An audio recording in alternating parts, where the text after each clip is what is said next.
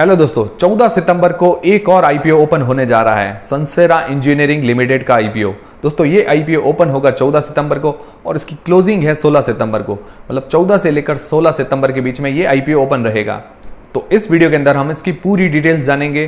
तो सबसे पहले हम बात करेंगे इसका आज की तारीख में ग्रे मार्केट का प्रीमियम कितना चल रहा है, जिससे हमें पता चल पाएगा कि इस पर हमें लिस्टिंग गेन्स कितना मिलने वाला है।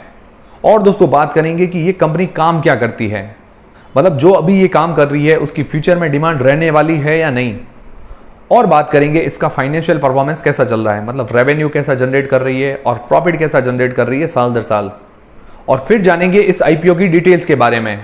और एंड में मैं आपको बताऊंगा कि इस आईपीओ में अप्लाई करना है या नहीं। तो दोस्तों बात करें आज की तारीख में ग्रे मार्केट के प्रीमियम की, तो आज की तारीख में इसका जो ग्रे मार्केट का प्रीमियम है 70 से लेकर 80 रुपए के बीच में चल रहा है। तो ये 20 शेयर का लॉट है, तो लगभग 1600 रुपए हमें आज की तारीख में एक लॉट पर फायदा बता रहा है। और कल की तारीख में इसका जो ग्रे मार्केट का प्रीमियम था 125 रुपीज पर शेयर, मतलब 125 रुपए पर शेयर था, जो कि आज की तारीख में घट गया है, 70 से लेकर 80 रुपए के बीच में हो गया है इसका ग्रे मार्केट का प्रीमियम। तो ये तो हुई शॉर्ट टर्म की बात, मतलब हमें लिस्टिंग गेन्स कितना मिलने वाला है। तो अब देखते हैं कि लॉन्ग टर्म के हिसाब से ये कंपनी कैसी होगी। तो सबसे पहले जानते हैं इस कंपनी के बारे में।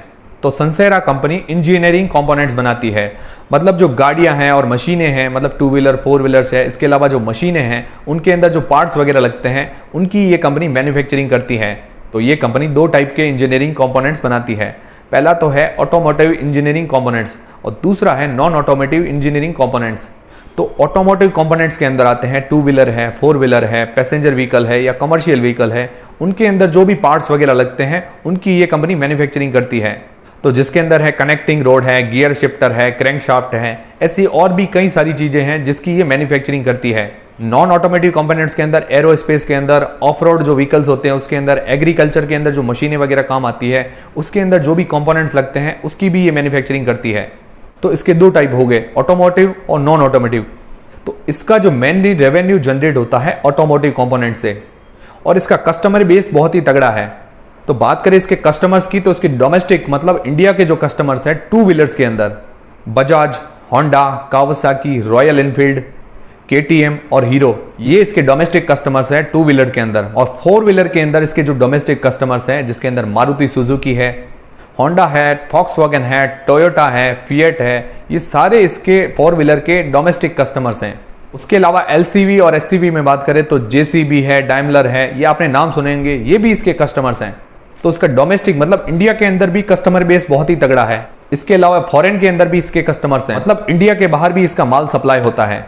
और बात करें इस कंपनी की स्ट्रेंथ की, तो इंडिया के अंदर जो टॉप 10 2 व्हीलर ओईएम कंपनियां हैं, ओईएम मतलब होता है ओरिजिनल इक्विपमेंट मैन्युफैक्चरर, जो कंपनियां हैं टॉप 10 में से 9 कंपनियां इसकी कस्टमर्स हैं।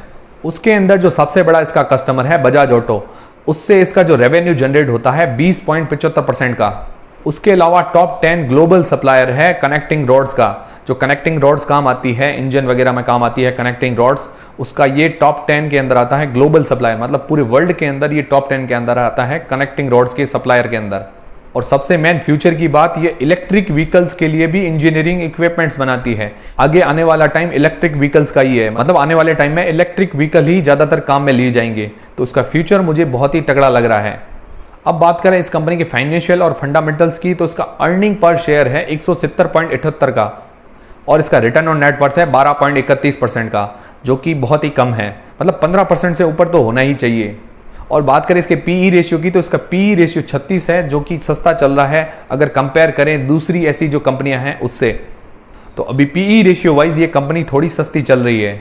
अब बात करें इसके रेवेन्यू की, तो इसका जो रेवेन्यू है टोटल 88.45% जो ऑटोमोटिव कंपोनेंट से आता है, और बाकी जो इसका रेवेन्यू है नॉन ऑटोमोटिव कंपोनेंट से आता है। और इंडिया से जो इसका टोटल रेवेन्यू आता है 65%, और बाहर मतलब फॉरेन से जो इसका टोटल रेवेन्यू जनरेट होता है 35%। इसके टोटल 15 मैन्युफैक्चरिंग प्लांट्स हैं इंडिया के अंदर, जिसमें से 9 अकेले बेंगलोर के अंदर है।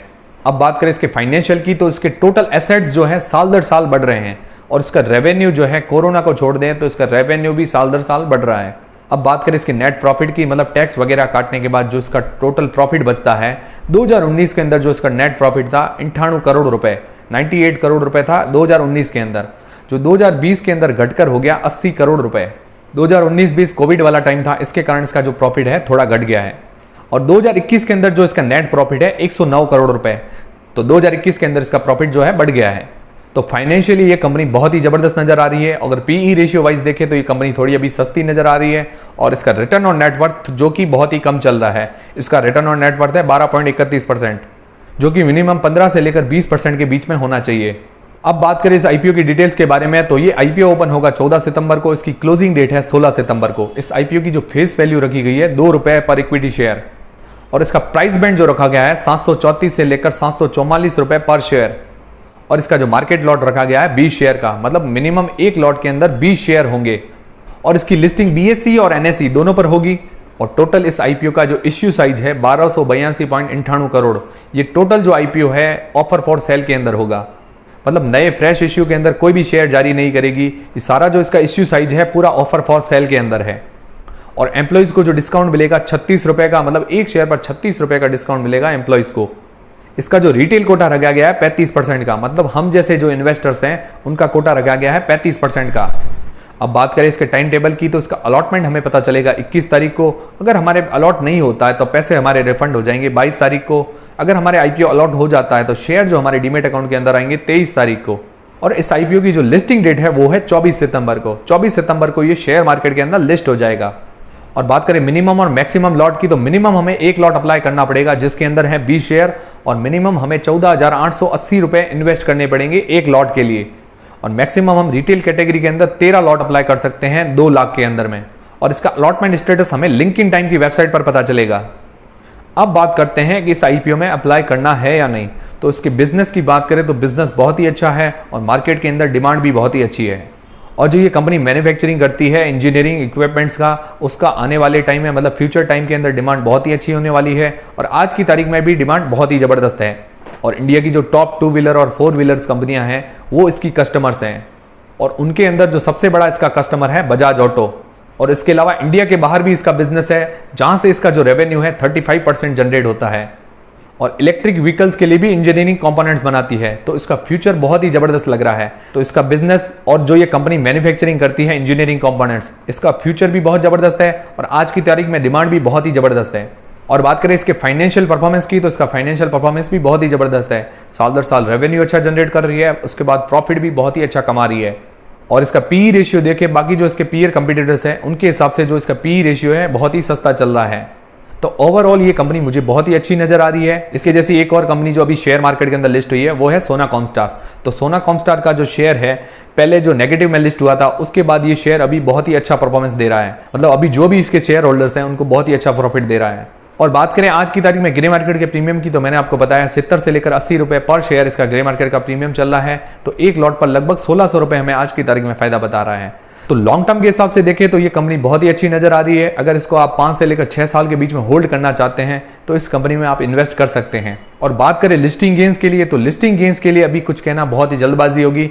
और लिस्टिंग गेन्स के हिसाब से देखें तो आज की तारीख में इसका ग्रे मार्केट का प्रीमियम मैंने आपको बताया एक लॉट पर लगभग 1600 रुपए हमें फायदा बता रहा है, जो कि आने वाले टाइम में घट और बढ़ भी सकता है। तो इसकी डिमांड के ऊपर अगर आप लिस्टिंग गेन्स के लिए ही अप्लाई करना चाहते हैं तो आगे आने वाले टाइम में इसकी डिमांड देखें, डिमांड देखने के बाद आप अप्लाई करें। और बाकी लॉन्ग टर्म के हिसाब से देखें तो ये कंपनी बहुत ही अच्छी है, आप इसके अंदर इन्वेस्ट कर सकते हैं। तो दोस्तों हमारा वीडियो अगर आपको पसंद आया, हमारी जानकारी अगर आपको पसंद आई तो वीडियो को लाइक जरूर करें और दोस्तों चैनल को सब्सक्राइब कर लें। अगर आपको फिर भी नोटिफिकेशन नहीं मिलता तो आप हमारे टेलीग्राम चैनल को भी ज्वाइन कर सकते हैं और बेल आइकन पर भी दबा सकते हैं। तो दोस्तों मिलते हैं नेक्स्ट वीडियोस के अंदर।